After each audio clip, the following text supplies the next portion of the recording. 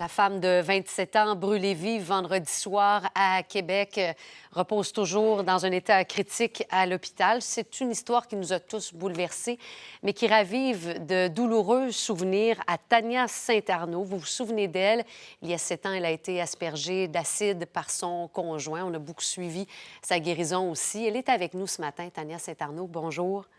Bonjour. Comment vous avez réagi en apprenant ce qui ce qui s'est passé vendredi à Québec?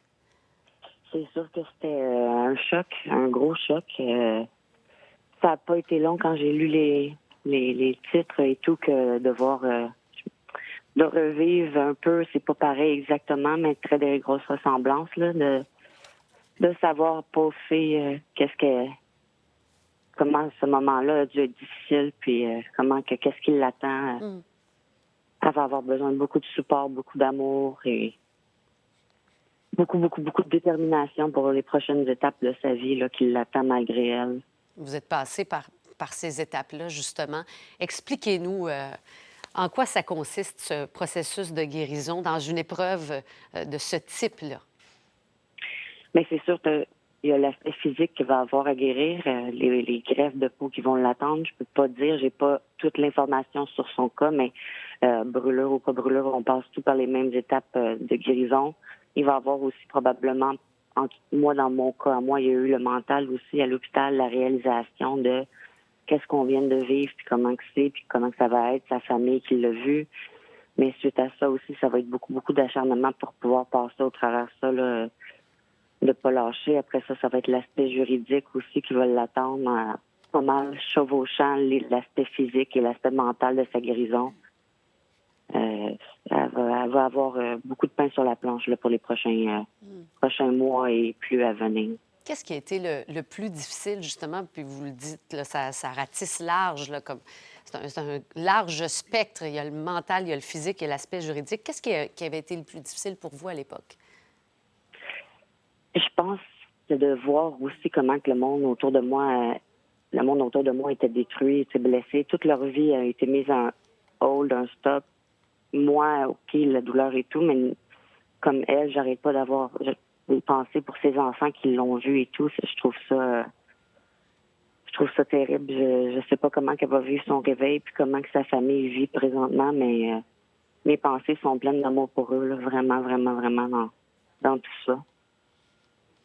Et on se remet comment d'une épreuve comme celle-là? Ça fait 7 ans dans votre cas, Tania Saint-Arnaud. Euh, Comment vous vivez au quotidien? Ça vous hante toujours? Il y a des certains trucs, c'est sûr que il y a l'aspect physique qui nous suit toute la vie. Ces cicatrices-là, on les porte malgré les traitements, malgré tout.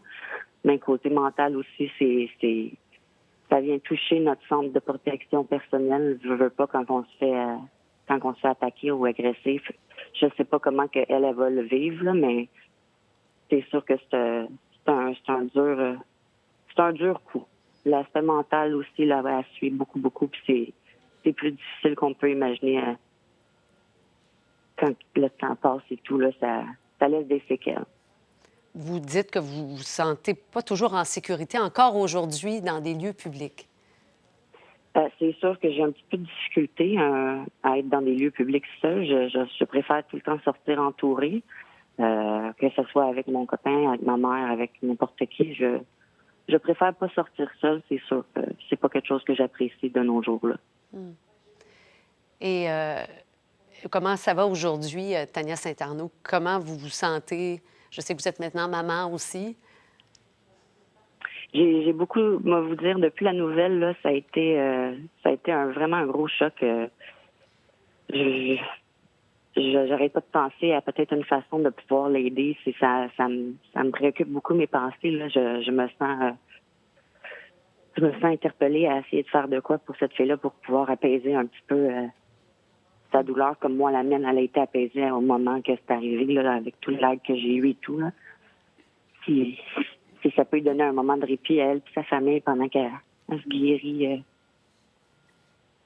ça serait merveilleux parce que c'est pas facile, puis surtout pas de le vivre seul. Et son père, je crois qu'il est en Tunisie encore et tout là. C'est une épreuve difficile, puis elle va avoir besoin vraiment d'être bien entourée, puis beaucoup d'amour, puis Bien, je sais qu'elle pourra compter sur vous, Tania Saint-Arnaud, comme tout le Québec aussi, on pense à elle et on a été derrière vous aussi pendant cette épreuve-là. Je vous remercie beaucoup d'avoir partagé vos émotions et livré ce témoignage aujourd'hui, Tania Saint-Arnaud. C'est très apprécié. Puis je suis certaine qu'on va s'en reparler aussi dans les prochaines semaines, les prochains mois. Ça fait plaisir. Passez une belle journée. Bonne journée à vous.